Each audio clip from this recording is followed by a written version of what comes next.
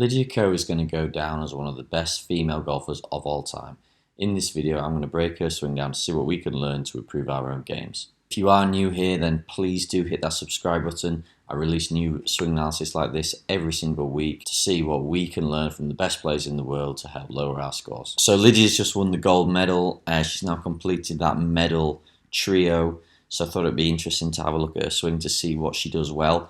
Now we know Lydia has had a couple of different swing coaches. She went from Led to Foley to whoever she's with now, so we have seen a bit of evolution in her swing, but it's remained great, and there's a reason why she's one of the best in the world. So let's have a look. So setup's pretty flawless here. She's got the ball position just on her left shoulder, which is actually something we talked about in a video, so if you've not seen that, go check that out. She's got about 5 degrees of spine tilt away from the target address, and that's going to help preset her upward angle of attack, stop her being steep into the ball. Trail shoulder's lower than a lead shoulder, and she's got a very neutral grip. There's not a lot of bias in that grip. It's pretty neutral.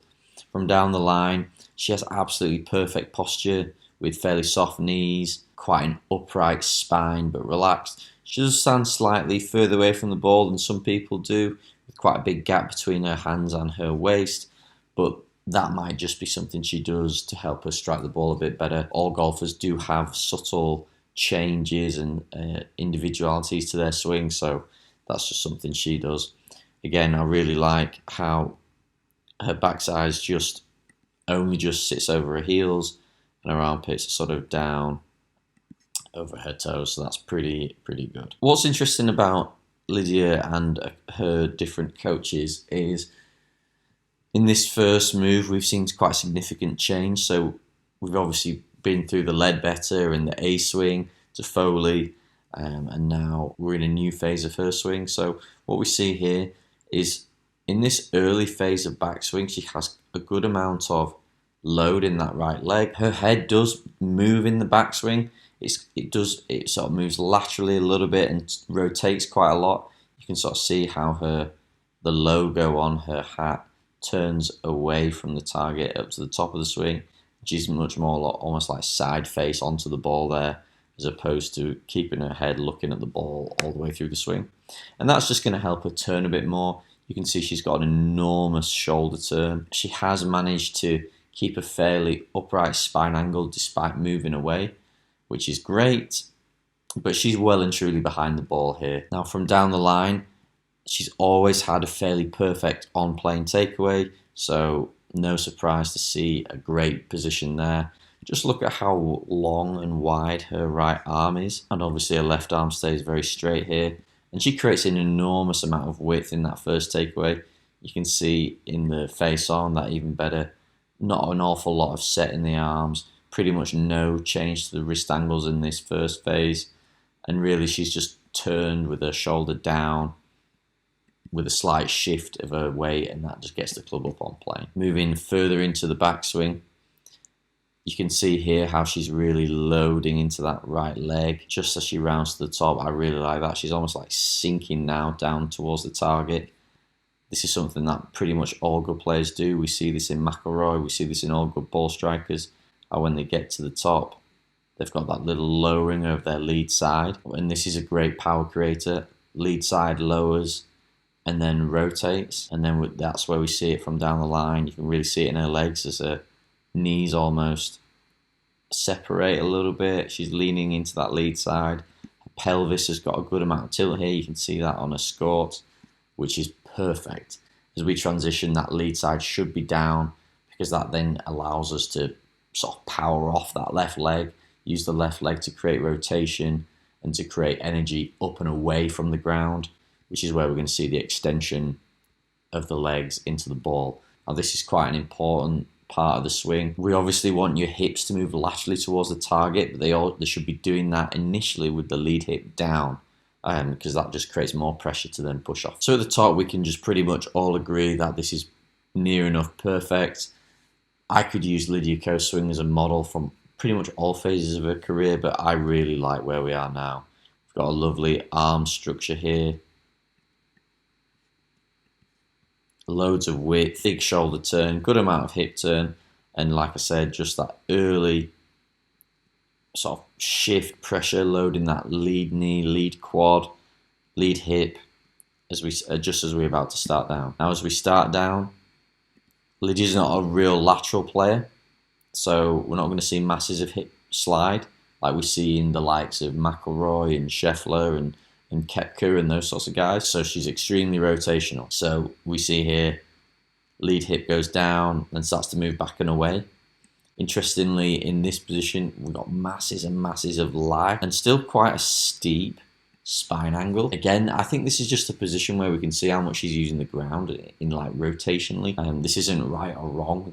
A lot of the men generally have their hips a bit further forward here, and their spine angle is probably tilted away from the target a little bit, but because females have to work a little bit harder for speed and for power, then they're just going to do that slightly differently. So from down the line, we're going to see Lydia's club in transition move behind and away. That is a significant shallowing there. And then work down towards the ball. In this video, Lydia is hitting a deliberate sort of low fade, so the club will be slightly steeper than it normally is, but we can still see, even on a fade swing, how much she sends the club backwards and behind her during this part of the swing, as opposed to coming over the top, which is what we see most amateurs do. Next few frames, we see the club there, nicely behind her hands, a fully loaded right wrist, and then we start to see that pressure and extension out of the lead leg, which we talked about earlier, the hip extension, the hip thrust through here, masses extension through the arms, and then round into a lovely tall finish. We're not seeing loads of club face rotation through this part of the swing. Again, this is a fade swing, so obviously we're not going to see the face roll over like we would in a draw swing, but Lydia very particularly has more of an underhand release where the club face comes through almost open, which is a great thing for accuracy. So no issues with that whatsoever. You can even see from here, lead side goes down, rotates, rotates, rotates, and then extends through the hit. And that's just the most efficient sequence. We want everything to be moving when the ball is struck. Getting that extension of the legs, of the hips, and the spine through the hit is just a great way to continue the movement and add speed at the end. Lydia has always swung with a great rhythm and tempo, which is not something that you can see when I'm slowing swings down like this.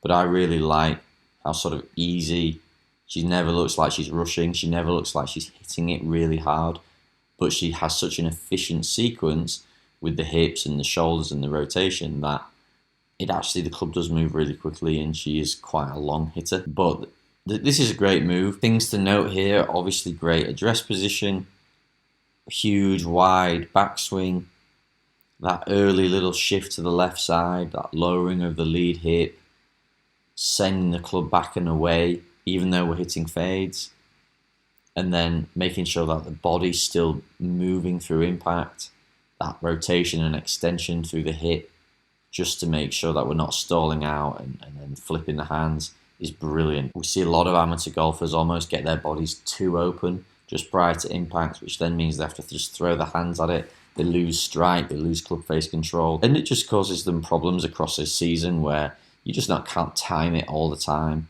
So if we can use our lower body to create lag, turn and extend, keep the hips moving to allow the arms and the hips and the club to all get to impact at the same time, and we're just going to get more consistent results, better accuracy, better strikes, and better distance. So this is a brilliant swing. If you just watch this on repeat for several hours a week, I'm sure your game would get better. Lydia is going to continue to win. She may well go down as one of the best women, if not the best women golfers of all time. So let me know what you think. Is this the best LPGA Tour swing or not? Is it better than Nelly's? And if you're enjoying the videos, then please don't forget to like and subscribe. Thanks very much for watching the videos. If you can please like and comment to boost the engagement, and subscribe if you don't already, that'd be great. If you like what I put out in these videos, you like what I say about technique, I can actually help you with your game no matter where you are in the world. So if you just want to click the link in the bio, it'll take you to Skillist, which is an online coaching platform, and there you can look to see what I do, and actually I can help you with your game, so analyse your swing, give you some drills and tips to help you improve, so we can work together to help you lower your handicap.